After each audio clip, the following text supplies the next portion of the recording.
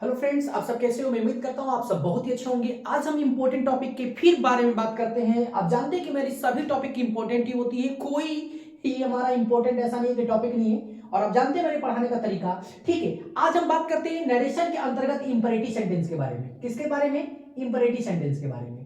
Imperative sentence किसे कहते हैं या इसके अंतर्गत किस प्रकार के वाक्य हमारे पूछे जाते हैं नरेशन में, आइए आपको दिखाते हैं। और बेखूबी बिल्कुल एकदम स्ट्रक्चर से एक भी क्वेश्चन आउट ऑफ नहीं जाना है, समझ लीजिए। ठीक है ना, आप कोई भी क्वेश्चन उठाओ और फटाक से उसका आंसर बोलो, बिल्कुल मैजिकल तरीके से। आइए बात करते हैं। पहले हम लोग डिफिनेशन क्लियर कर लेते हैं।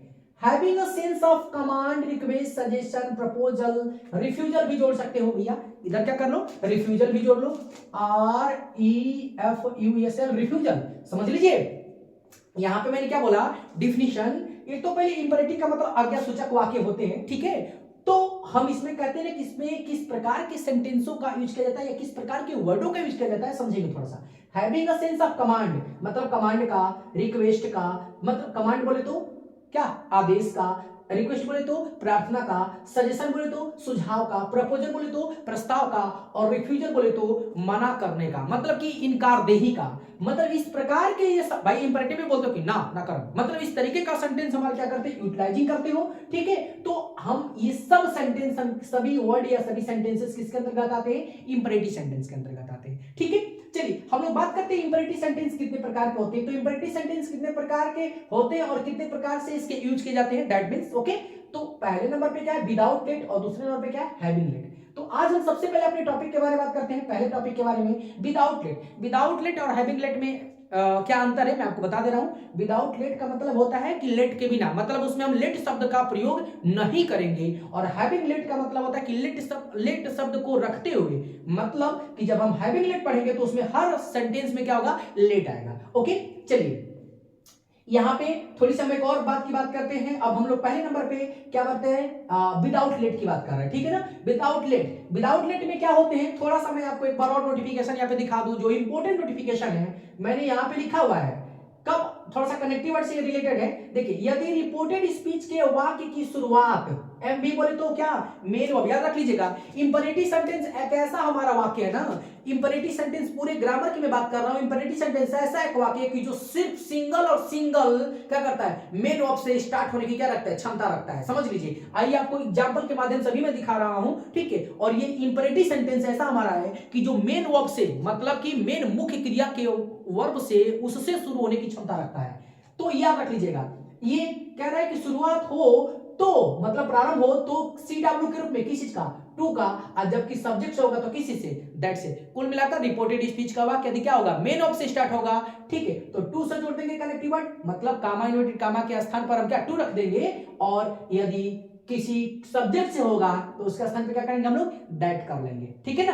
आइए हम लोग यहाँ पे टेबल में दिखाते करेंगे। विदाउट लेट में टेबल क्या है, एक में एसएन का मतलब सीरियल नंबर होता है, ठीक है। और वर्ड का मतलब मैं उन वर्डों का जिक्र किया हूं जो इंपरेटिव वर्ड, इंपरेटिव सेंटेंस के अंतर्गत क्या, जिनका प्रयोग किया जाता है। जैसे वर्ड में लिखे कमांड, कमांड, ऑर्डर है, सजेशन है, एडवाइस है, रिक्वेस्ट है, इंपोर्ल है, बेग है, इधर फॉरबिडन है, डिनाई, और क्या है इधर, रिफ्यूज है, ठीक है ना। अब यहाँ पे लिखा हुआ है दूसरे नंबर पे, on the place of said या सेड टू। इसका क्या मतलब है, ऑन द प्लेस, जैसे आप सेड, कभी सेड के स्थान पे सेड करते थे, सेड टू के स्थान पे टोल्ड करते थे, उसी तरीके से इसमें है। सेड या on the place of said या सेड टू क्या रखेंगे, कमांडेड रखेंगे, ऑर्डर रखेंगे, सजेस्टेड रखेंगे, एडवाइस रखेंगे, रिक्वेस्टेड रखेंगे, इंपोर्ट रखेंगे, फॉरबिडन लिखेंगे, रिफ्यूज लिखेंगे, डिनाइड लिखेंगे। या किसके ऊपर निर्भर होगा, अभी आपको मैं दिखा रहा हूं। Connective word to that, to that, to that लिखा हूं, तो आप जान चुके कब टू और कब दैट, ठीक है, ऑलरेडी मैं यहाँ पे मेंशन कर चुका हूं, याद को याद रख लीजिएगा। अब ये कब हम लिखेंगे, कमांड करेंगे, कब ऑर्डर करेंगे, कब सजेस्टेड करेंगे, नोट्स यहाँ पे मेरा पढ़ लीजिए, समझ लीजिए, ये बहुत ही इंपॉर्टेंट है, एकदम रामबाण नियम है, समझ लीजिए। इसको जान गए, इंपरेटिव की सभी समस्याएं बिल्कुल जड़ से खत्म, समझ लीजिए, ठीक है।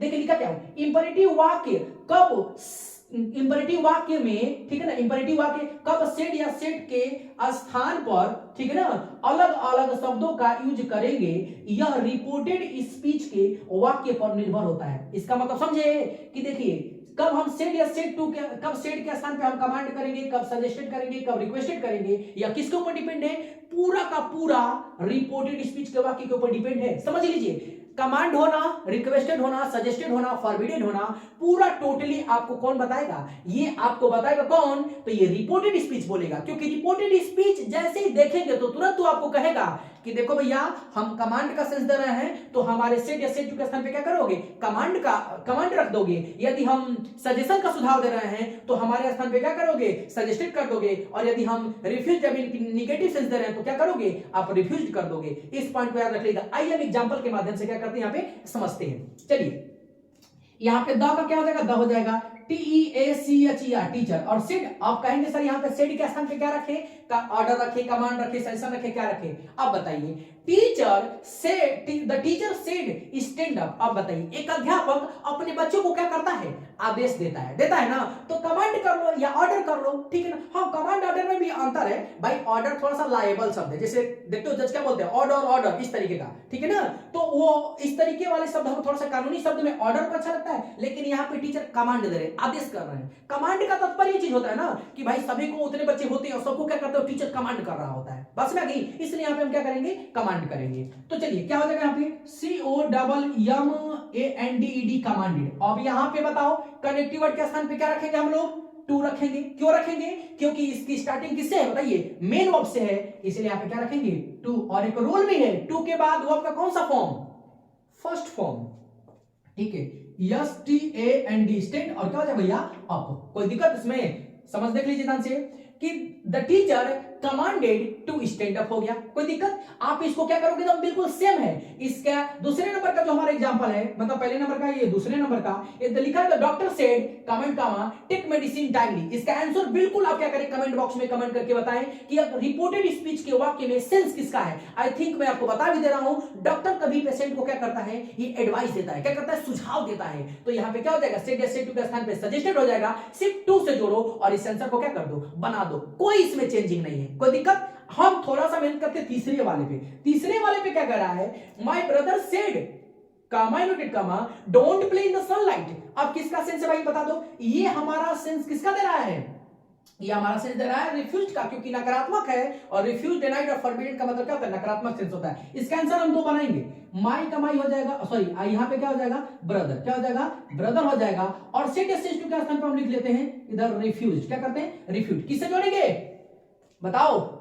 टू से नहीं, टू से, हाँ चलो ठीक है, टू से तो जोड़ते हैं यहाँ पे, ठीक है। लेकिन यहां से डू नॉट क्या हो जाएगा? खत्म हो जाएगा, मतलब हट जाएगा। क्यों? क्योंकि डू नॉट के ही अनुसार तो हमें पता चला है ना, क्योंकि डू नॉट से ही तो पता चला कि यह किसका सेंस है? फॉरबिडन और रिफ्यूज का। ये भी हटा दोगे तो किसका सेंस पता चलेगा? पढ़ने के बाद मालूम पड़ेगा कि वो किस चीज का सेंस है, ठीक है। तो डू नॉट सर ये पकड़ लिया फटाक से कि नहीं सर ये तो किस चीज का है? ये तो डिनाइड का सेंस दे रहा है। तो बताओ यहाँ पे हम क्या करेंगे? डू नॉट यहाँ से जब खत्म हो जाएगा तो फिर यहाँ पे क्या हो जाएगा? ये प्ले हो जाएगा, PLAY प्ले।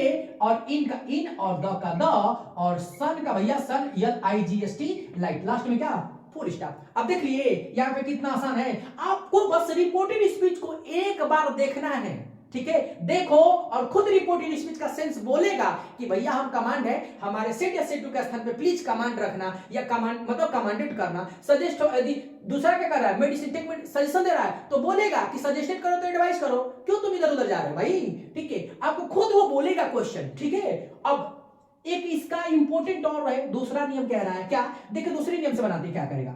इसका क्या होगा? एक और आंसर माई का माई हो जाएगा और यहाँ पे क्या? ब्रदर हो जाएगा। और यहाँ पे हम लिखेंगे क्या? सजेस्टेड। क्योंकि माय ब्रदर सेड, मेरा भाई बोलता है कि don't play in the sunlight, तो मुझे मना भी कर रहा है। और एक तरीके से देखा जाए तो क्या कर रहा है बताइए? हमें सुझाव भी दे रहा है कि भैया धूप में तुम्हें नहीं खेलना चाहिए। बस मैं भी तो जब धूप में नहीं खेलना चाहिए तो एक पॉजिटिव सेंस भी दे रहा है। नकारात्मक होते हुए भी किस तरीके का सेंस दे रहा है? एक मतलब सकारात्मक और एक दे रहा है नकारात्मक। बोले तो हमने पहले रिफ्यूज से बना रखा है, थोड़ा सा एक बार पॉजिटिव देख लेते हैं। तो जब सजेस्टेड करते हैं ना तो एक याद रख लीजिएगा, हम डू नॉट को नॉट टू में कन्वर्ट कर देते हैं। समझ लीजिएगा किसमें भैया? नॉट को, डू नॉट को किसमें? नॉट में। और यहाँ पे हम किस चीज को जोड़ेंगे? मतलब टू से। और टू के बाद क्रिया को कौन सा फॉर्म? First form. कुछ नहीं करना है, पूरा एकदम यही उतार दो। क्या करोगे? Play in the sunlight. कोई दिक्कत? आप समझ गए ना यहाँ पे? तो समझ लीजिए आप इस तरीके से क्या कर सकते हैं? इंपरेटिव से जो भी रिलेटेड क्वेश्चन हो सकते हैं आप यूं ही सॉल्व कर लोगे। ओके चलिए, thanks for watching my video.